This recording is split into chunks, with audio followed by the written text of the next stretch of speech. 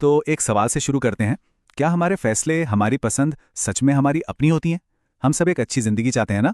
एक बढ़िया सा घर हो, एक शानदार गाड़ी हो, मस्त वाली छुट्टियां हों, और हमें लगता है कि ये सारी ख्वाहिशें हमारी अपनी हैं। पर क्या हो अगर ये ख्वाहिशें हमारे दिमाग में डाली गई हों? आज हम इसी कल्चर इंडस्ट्री के पीछे का पूरा सच समझने की कोशिश करेंगे। ये सवाल सुनने में जितना सीधा है, इसका जवाब उतना ही टेढ़ा है। चलिए देखते हैं कि हमारी रोजमर्रा की जिंदगी में ये चीज काम कैसे करती है। जरा अपने सोशल मीडिया फीड को देखिए। खूबसूरत बीच, बर्फीले पहाड़, फॉरेन सिटीज की तस्वीरों से भरा पड़ा है, और धीरे धीरे हमें यह महसूस कराया जाता है कि एक कामयाब, एक अच्छी जिंदगी बस ऐसी ही दिखती है। और ये सिर्फ छुट्टियों की बात नहीं है। याद कीजिए, जब कोई नया फोन लॉन्च होता है, लोग रात रात भर लाइनों में लगे रहते हैं, बस इसलिए ताकि वो कह सकें कि उनके पास सबसे नया, सबसे लेटेस्ट मॉडल है। यहां तक कि शादी जैसे इतने पर्सनल मोमेंट्स भी अब एक ग्रैंड शो बन चुके हैं।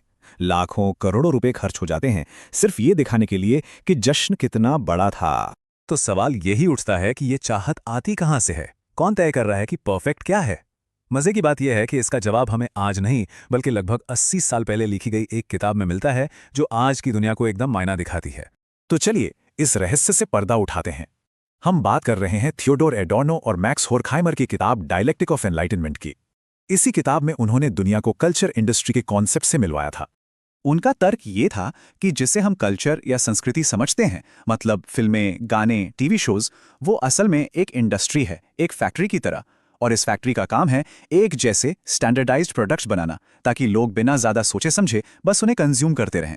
जरा सोचिए, हमें पढ़ाया लिखाया गया, जागरूक बनाया गया, लेकिन सिर्फ उतना कि हम एक अच्छे कर्मचारी और एक अच्छे ग्राहक बन सकें। हमें कभी ये सवाल पूछना नहीं सिखाया गया कि ये पूरा सिस्टम आखिर बना क्यों है और काम कैसे करता है।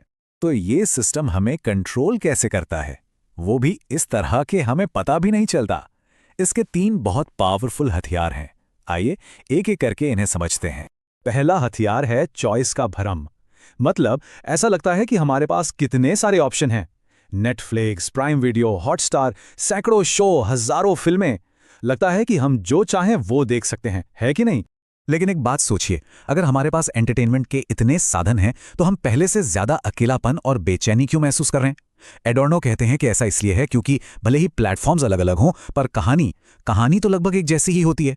इनका मकसद हमें सोचने से रोकना है और बस स्क्रॉल करते रहने पर मजबूर करना है। दूसरा हथियार और भी चालाक है।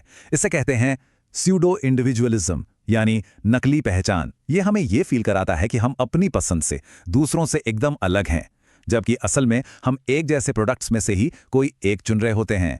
जैसे जब कोई सुपरमार्केट में 10 अलग अलग ब्रांड के टूथपेस्ट देखता है, तो उसे लगता है कि वो रिसर्च करके सबसे अच्छा वाला चुन रहा है। पर असलियत क्या है?